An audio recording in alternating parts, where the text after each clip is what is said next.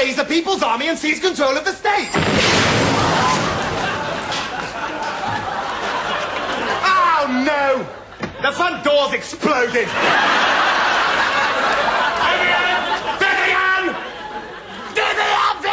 Vyvyan! Honestly, whenever anything explodes in this house, it's always blame Vyvyan!